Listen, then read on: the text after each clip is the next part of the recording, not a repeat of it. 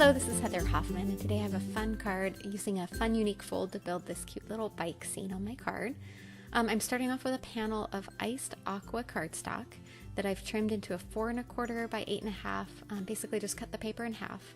And I'm adding score lines at 1 1/2 inches in, and then at the other end 2 3/4 inches in.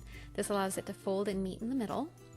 And then I'm going to add some grass to my scene using a cute border die that's part of the coordinating dies for Nuts About You. It was a release last year.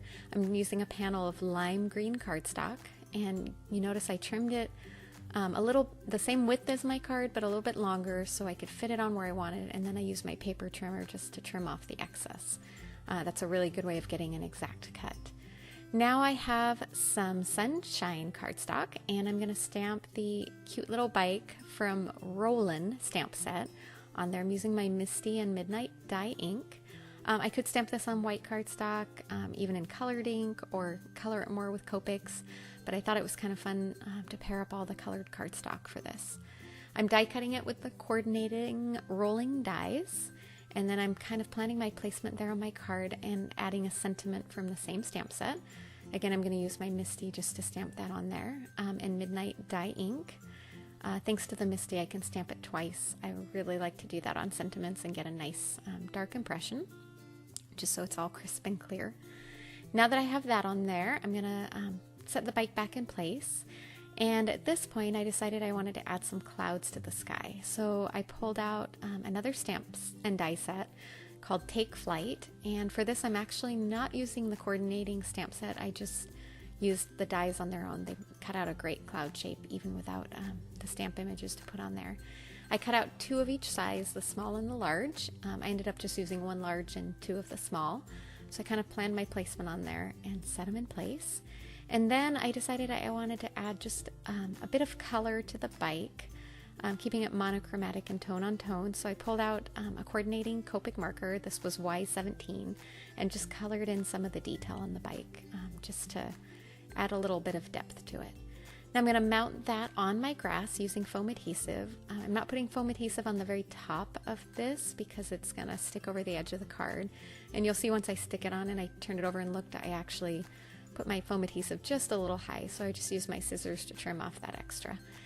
And then I'm going to attach the clouds the same way with a little bit of foam adhesive. It's just a little touch of dimension on this card that otherwise, other than the fun fold, is actually a fairly flat card. And if you didn't use the foam, this would be a perfectly simple card to mail as well. I just thought the foam added a fun touch. Now at this point I decided I was only going to use 1 layer of the grass, but I started playing to see if I could make it work to add another layer, and I tried a couple different things, trying to make it work to fit how I wanted. And I finally found if I set that middle layer off to the right, because that edge of the grass went down, I could hide it under that bottom layer. So once I kind of got it arranged how I was happy, I used some just post-it tape to hold it in place, and again pulled out my trusty paper trimmer to trim off the extra. You could use scissors as well. I just love the straight line I can get. And if you're familiar with your paper trimmer, it's a pretty easy way to do it. All right, and I'm going to tape those in place. I was playing with a little here to make sure I could fit that one in, and then excuse my head as I looked to make sure I had it lined up right. And attach those in place, and I love the extra rolling hills that added to the bottom, just a little more interest. This card is perfectly fine in the inside, but I decided I wanted to add a little white spot to make it a cleaner spot to add my note or whatever I was going to write on the inside. And then I couldn't help resisting just adding one more little tiny touch. I decided to paper piece in the high on the sentiment on white cardstock, so I just stamped that side of the sentiment. I wasn't worried about getting the whole sentiment because I only really needed that part. So I inked it up with Midnight ink, quickly fussy cut it out with my scissors, and then just used a glue pen on the card to add a little bit of glue, and then I attached that in place. And there you have it, kind of a unique, different take on a card and a fun way to make a scene. Thanks so much for coming by. Hope you have a wonderful day.